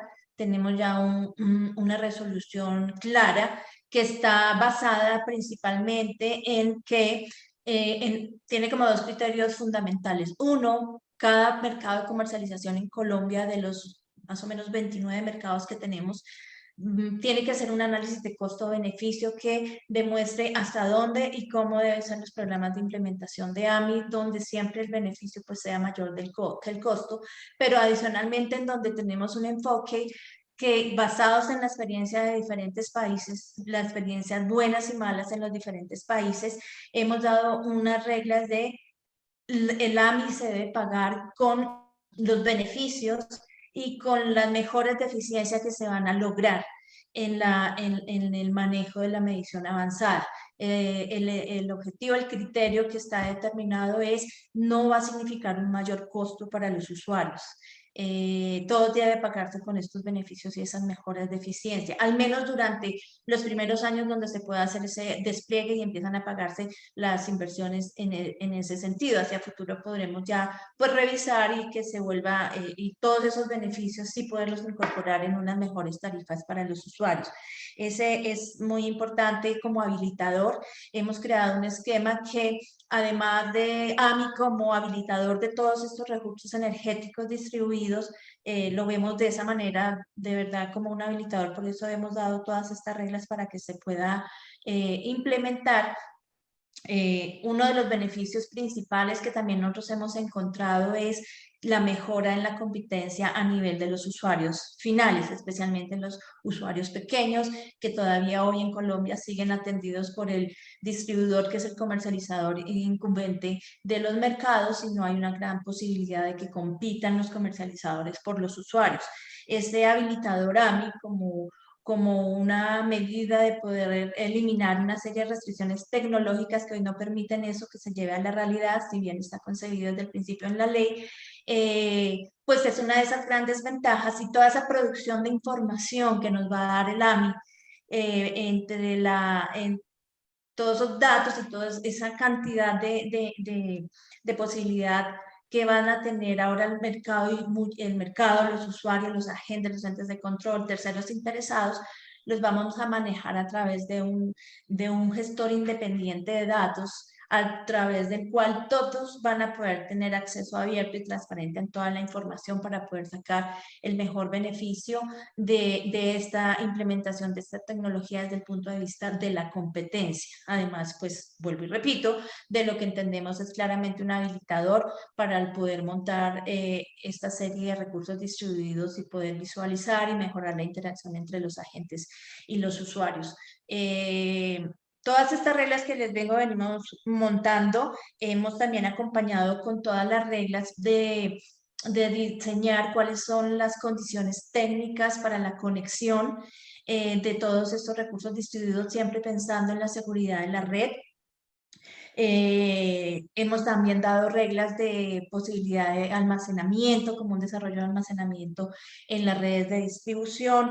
Hemos dado reglas de cómo debería ser o cómo visualizamos la evolución de los vehículos eléctricos en la red y cómo podría ser una eventual interacción entre esos usuarios y con vehículos eléctricos y la red. Hemos dado algunas señales para también incentivar el incremento de vehículos eléctricos desde parte de los usuarios normales como nosotros, residenciales, enfocados a una diferenciación en la tarifa para que los usuarios que deban contribuir no deban hacerlo. En Colombia existe un esquema de subsidios y contribuciones, dado las condiciones sociales y económicas de la mayoría de los usuarios de nuestro país, pues existe este esquema en donde los usuarios de menores recursos son subsidiados en buena parte de su consumo, y los usuarios de mayores capacidades, de mayor capacidad económica, y los comerciales e industrias pequeñas deben contribuir para ayudar a eso. Y también el gobierno pone parte de esto. Es un esquema de redistribución y solidaridad que existe aquí en Colombia, que obviamente también es uno de los retos para poder, cómo manejarlo para poder hacer una adecuada despliegue e incentivos para que se incremente la penetración de estos recursos renovables no distribuidos. Si bien estas reglas ya vienen dándose, también incluso hemos dado unos documentos base para empezar a generar la regulación asociada a cómo participan estos DER, recursos distribuidos desde el punto de vista del mercado.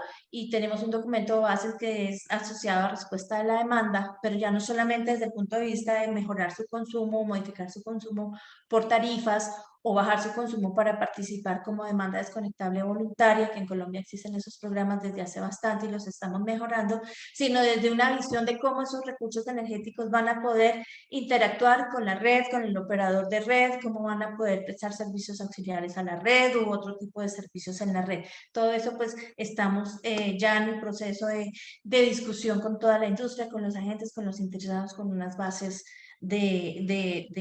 como conceptuales de cómo podrían ser todos esos manejos. Esto pues obviamente las reglas, lo estoy mostrando desde el punto de vista de las reglas, cómo estamos generando el espacio para que el mercado pueda encontrar por dónde desarrollarse y ya empieza a tener como esas reglas. ¿Cómo va a ser el desarrollo de esto?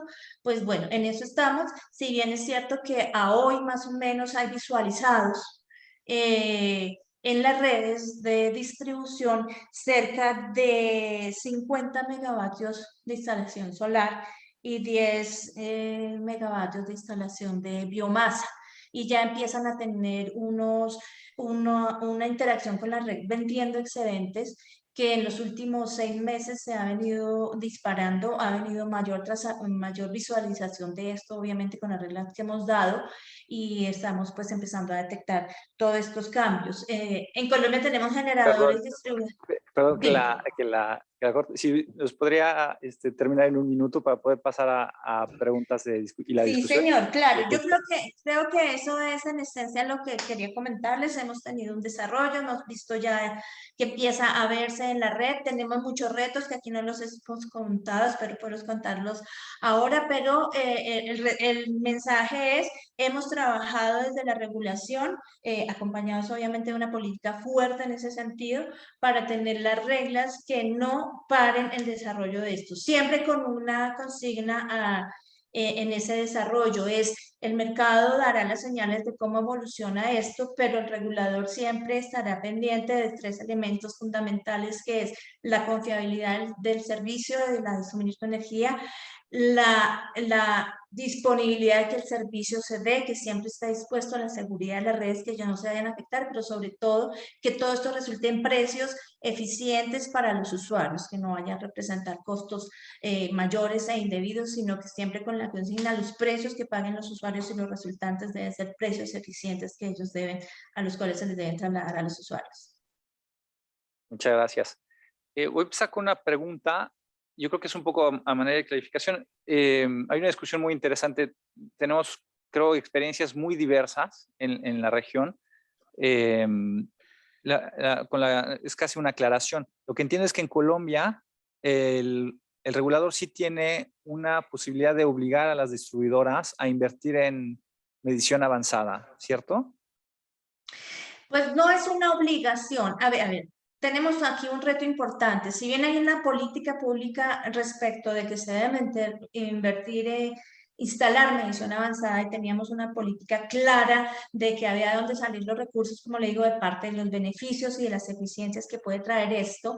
Y en principio se diseñó el despliegue de AMI como una obligación para los operadores de red de hacerlo en sus mercados. Obviamente, hasta cuando el costo-beneficio tiene igual, considerando cada situación específica del mercado. Ahí tenemos en este momento digamos, un tropiezo, y es que precisamente yo creo que es resultado de que muchos usuarios en muchos países ha pasado que se niegan un tanto al AMI, le tienen miedo a la medición avanzada, tienen alguna que va a ser costosa, que se van a meter en su casa a conocer los datos, que son peligrosos, todo esto. Aquí pasó que una de las leyes que si bien impulsa, que salió hace poco, si bien impulsa todo esto de manera contundente respecto de AMI, yo creo que alimentado un tanto por ese temor, puso una restricción en la financiación del AMI. si bien hay una serie de incentivos tributarios altísimos que permiten que esto se pueda desarrollar, además soporta esto, hay una restricción en el pago de los medidores. La ley dice que los medidores deben ser asumidos por los operadores de red. Entonces, en esa medida nos tocó adaptar nuestra regulación y hacerlo ya voluntario en respuesta de los beneficios que esto puede traer. Creemos que finalmente si tantos beneficios se producen tanto para la gente como para los usuarios, las empresas y los vamos a dejar tomar esos beneficios y esas mejoras en eficiencia a los operadores de redes para adelantar los proyectos. Creemos que pues esto va a ser una de las razones para que lo adelante. Sin decir que estamos esperando que haya unas demandas contra ese artículo y que seguramente resultarán de pronto en que se pueda seguir con el programa como se había pensado inicialmente, pagado vía tarifa, pero sin aumentar el costo de las tarifas para los usuarios. Muchas gracias. Esta pregunta no quisiera dirigirla, ¿no? Creo que es podría ser tal vez para Claudio o para Gerson. Es un poco distinta. Uno de los modelos de los que hablamos es de tener estos comercializadores que son distintos de las distribuidoras, que podrían estar dándole un servicio al usuario en donde dice yo te manejo la carga de tu auto eléctrico, ¿no? Y a cambio vas a tener una tarifa de electricidad más baja. Y un poco dando esta cuestión que nos recomendaba, me parece que era Rita quien decía, ¿no? Pues, los usuarios de alguna forma como que quieren dejar esto automatizado, que alguien más se encargue. Pero este modelo, por ejemplo, en el caso de Chile que tiene estas distribuidoras, no sé si es compatible o si esto lo ven como un reto, tal vez, para el esquema regulatorio actual. En nuestro caso, desde ya hace un poco más de un año se hizo una separación entre la distribuidora y la comercialización. Entonces, ya existe un avance en este sentido, ya existe una mirada de futuro de lo que pudiesen ser este nuevo rol de la comercialización de energía, en separar eventualmente lo que es lo físico de lo comercial. Eso es lo que podría comentar de lo que hemos logrado avanzar en la materia que tú mencionas, Alejandro. Creo que está en silencio, Claudio. Sí, no te escuchamos, Claudio. Alejandro, gracias. Quiero marcar que el tema que propones es sumamente interesante, al menos desde mi punto de vista personal. Tiene que ver con la centralización o descentralización de las soluciones y creo que es un aspecto sobre el que hay que trabajar bastante. Nosotros vemos que algunas distribuidoras tienen diferentes velocidades en implementar estas cuestiones, hasta inclusive conceptualmente, mentalmente. Y eso ha generado una efervescencia, por ejemplo, en desarrolladores de aplicaciones que a través de Internet de las Cosas están intentando agregar demandas interrumpibles. Estas personas están esperando saber si hay alguna posibilidad de sentarse a conversar con el operador de la distribución y ser remunerados por algunas acciones que sean beneficiosas para la red, como por ejemplo postergación de inversiones. Lo mismo puede pasar si uno de estos agregadores de demandas interrumpibles se sienta con el operador del sistema de generación y le brinda flexibilidad.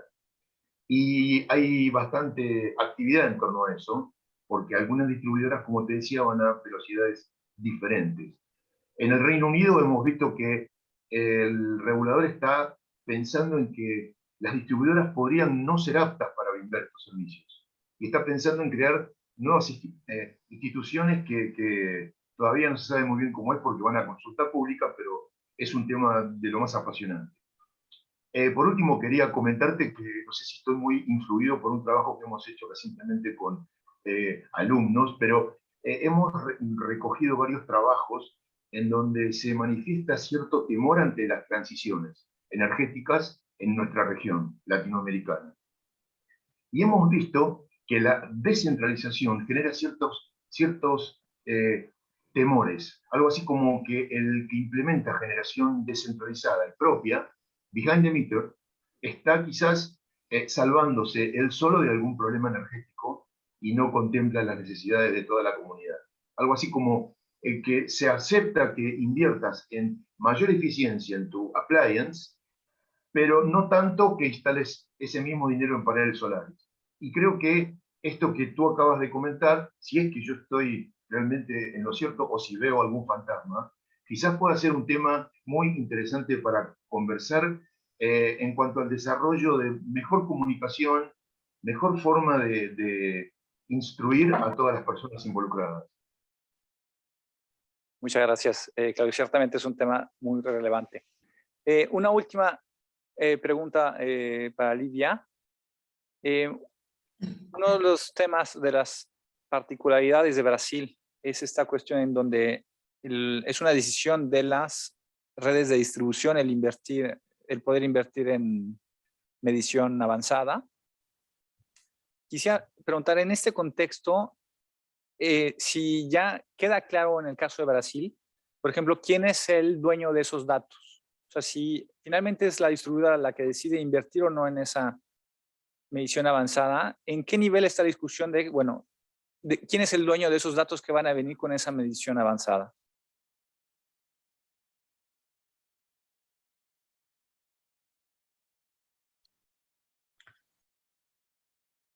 I'll try to respond because I'm listening in Spanish and trying to answer in English, but yes, in Brazil, this is a decision from utilities.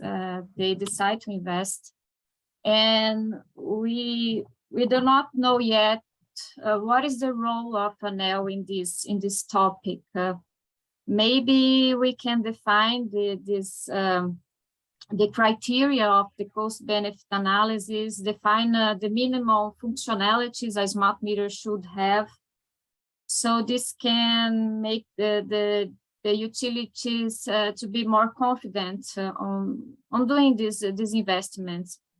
We are already addressing this discussion in a broader study where we aim to prepare the regulatory framework for full deployment of distributed energy research, microgrids and virtual power plants.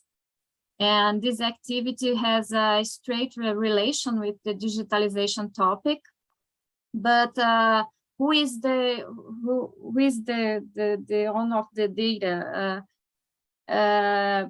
This data can't be shared yet. Okay, the utilities has this data, and the consumer has to, I don't know, maybe they will have to authorize the share of this data in a future where we have aggregators or other participants in the market. But I think we do not have this discussion yet because the utilities is the deal with the market. The consumers are captive. They do not, most of the consumers, the low voltage consumers do not buy their energy from who they want to buy. And this is in discussion in ANEL, who is going to how we can share this data to other services. Obrigado. Thanks, everyone. I think this has been a fantastic discussion. Now we are coming to an end, and now for that I will ask my colleague Brian Motherway, who's the head of the Energy Efficiency Division here at the IEA, for his closing remarks. Thank you, Alejandro, and thank you to all of our panelists today. It's been a great discussion. We're very pleased to have had all of you with us, hearing perspectives from the region and of course beyond. And for all of the participants joining us online today, we're very grateful you took part in this interesting discussion. And as is discussed today, I think it's very clear that energy system digitalization and distributed energy resources are key to meeting climate objectives and energy targets around the world. But today we're not on track, and we know that very clearly, and we heard it today. The pace of implementation is not in line with what we need to meet our net zero goals and our overall energy and climate goals. And meeting those goals will require a massive amount of work, a massive transformation of our energy systems. It'll make them more complex, more interactive, and they'll bring many changes, not just raising technical questions, as we've discussed today, but also questions around people, around just transitions, around equality and inclusion, again, which was touched on today. And of course, policymakers, regulators, governments, they will be central to all of these questions, and they will be central to making sure the right frameworks are in place to enable the digital innovators and the new emerging technologies to be exploited to their full, while also protecting wider goals around consumer protection and meeting policy goals, cybersecurity, and so forth. As you know, this is something we are very focused on here at the IEA. Many of my colleagues are working on this topic with many of you. I'm pleased to say, for example, that we recently launched a new report on opportunities and best practices to unlock the potential of distributed energy resources, which I think provides some useful learning and particularly a focus on the kind of policy instruments that will be most likely to help governments to succeed in this area. You can find that on our website. And today's discussion has really helped us to think about these issues as well, as I hope it has for all of you, to think about these emerging practices and to hear from so many leading experts, and we're very grateful to you all. Finally, let me thank the government of Italy, who have supported this webinar as part of their overall support of the IEA's work programme on 3DEN, by which we look at these questions around digitalization, power system modernization, and particular focus on the emerging policy and regulating questions. We look forward to staying in touch with you all, working with you all, and hopefully finding solutions together for these really important and emerging questions into the future. Thank you very much for joining us. Thank you.